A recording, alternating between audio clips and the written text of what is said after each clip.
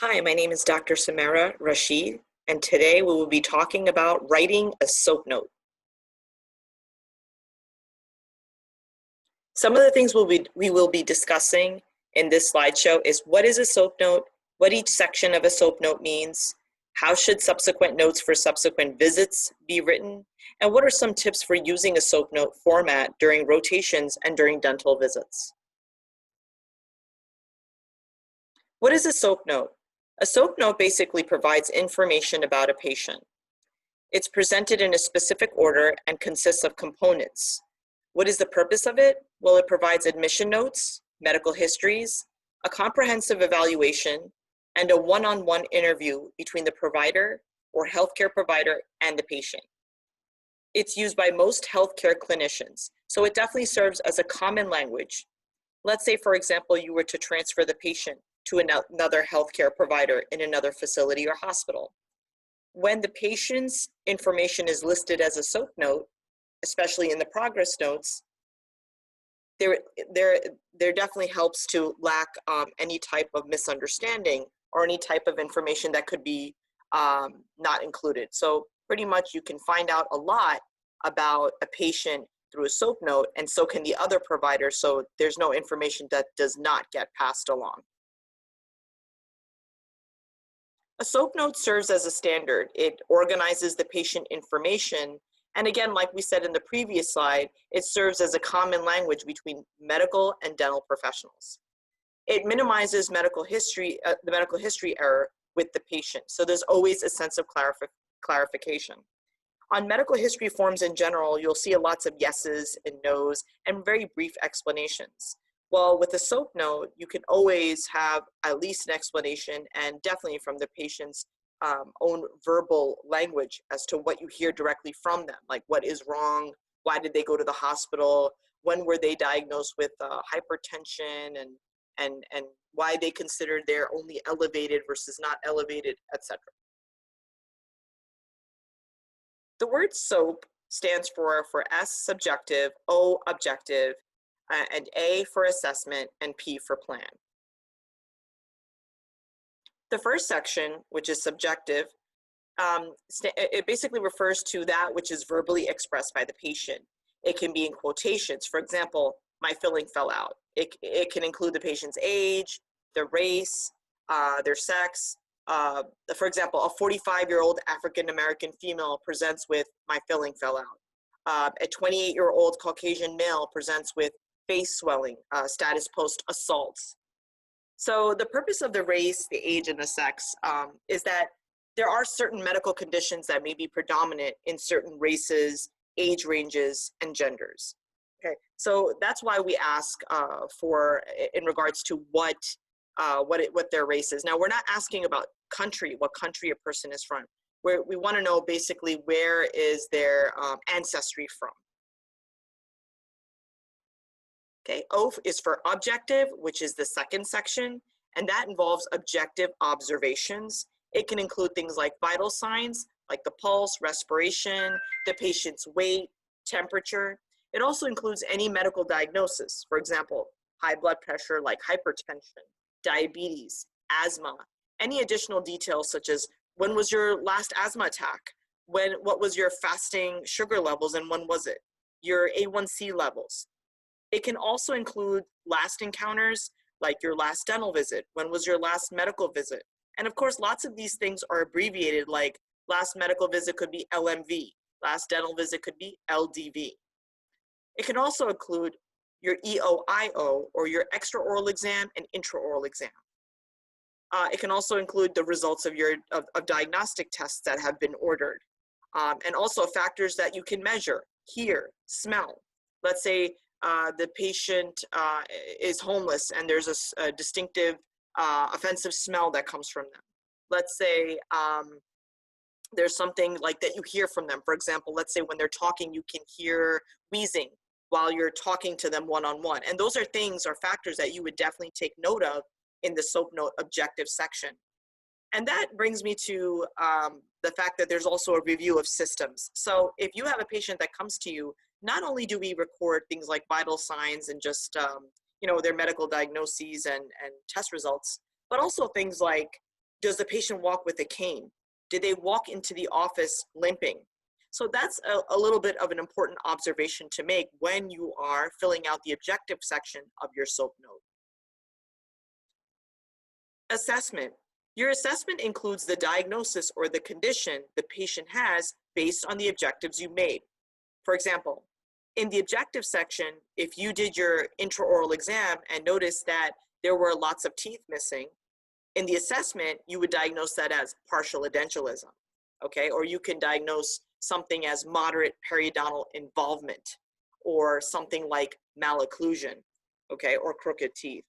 Sometimes a clear diagnosis, and then sometimes you don't have a clear diagnosis, like it's not so clear, because we don't know. Again, it's just an overall assessment based on what we simply heard, what we saw intraoral, extraorally.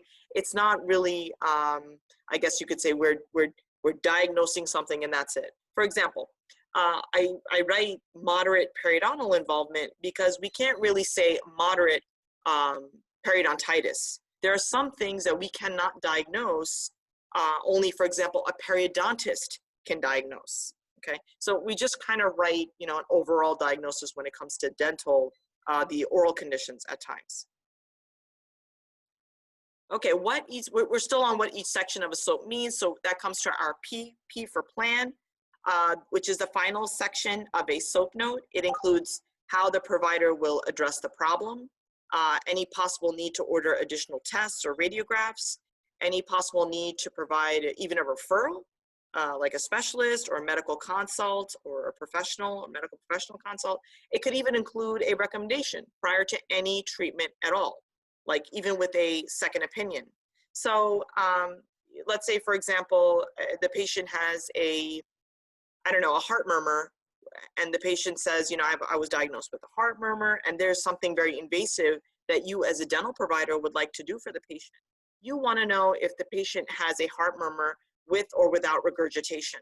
And that's something that must be diagnosed from a medical professional. So the plan section of a SOAP note includes how the provider will address the problem in regards to what they found in the assessment. They also see whether there's a possible need to order additional tests or radiographs, and even a need to provide a referral, like we said before, a specialist, a medical consult, a professional consult. It may even include a recommendation prior to any treatment at all. There are times when patients have to be, you know, they have to get all their, for example, all their medical treatment done first prior to getting their dental treatment done first in very, very certain situations, because they can't handle the being in a dental setting because of their medical diagnosis or something they've been diagnosed with. You know, now after the patient first comes to see you, so normally when a patient first comes to see you, they're brand new, you've never seen them before, so we do something called a SOAP note. But after that, we're not going to be doing SOAP notes at every subsequent visit. So when they come in a second, third, or other times after the first time, there are notes that are written after the very first patient encounter, and includes a general format. And in this format, we would have something like the medical history review. For example, you'd say something like no change in medical history, or the patient claims he no longer takes Lipitor, okay? Also, any pre-medications. Were there any pre-meds given or any local anesthesia? So let's say in the second line, you'd say something like gave 2 carpules of 3% carbocaine plain in the left inferior alveolar nerve area or block, or patient pre-medicated with 2 grams amoxicillin 1 hour prior appointment. And it can be and or. You can be writing as much as you'd like for this section. And then when it comes to the procedure itself, that would be like the third line of the subsequent note. For example, scaled and root-planed the lower left quadrant. That could be your actual procedure.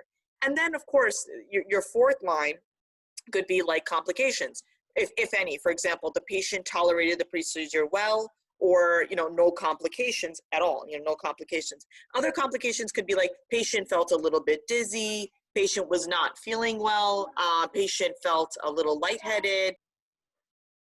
And then of course we have something called next visit. That would be the very ultimate, the very final section of the subsequent note. And that would be like next visit, scale and root plane, lower right quadrant. And the benefit of saying the next visit would be that when the chart is transferred to another provider or another dental assistant or another dental hygienist picks up where the other provider left off, at least they know that this was what the intent was going to be at the next visit. Because I cannot tell you how many times I picked up where another provider left off in private offices.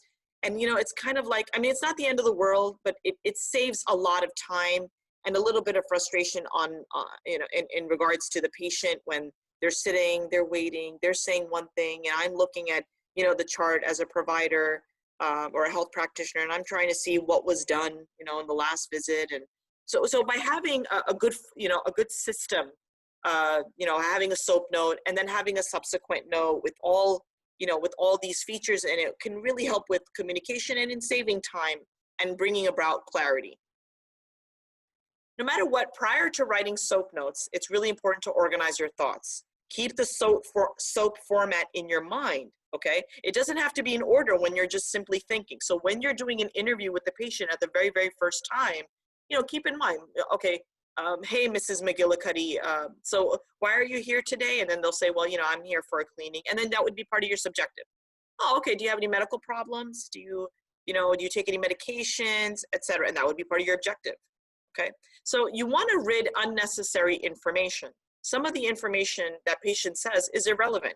Like they're in discussion, they're talking about their son, or they're talking about their mom and what they were doing. I mean, that's just good practice, and that's just good, I guess you say, trying to be a people person and being personable with the patient. That's okay, but just keep your mind focused and keep your thoughts organized. So keep in mind, the information will be presented to another healthcare professional, not the general public. So when presenting your case, aim for 5 minutes, be concise, and be very well organized, and that's what's key. Thank you.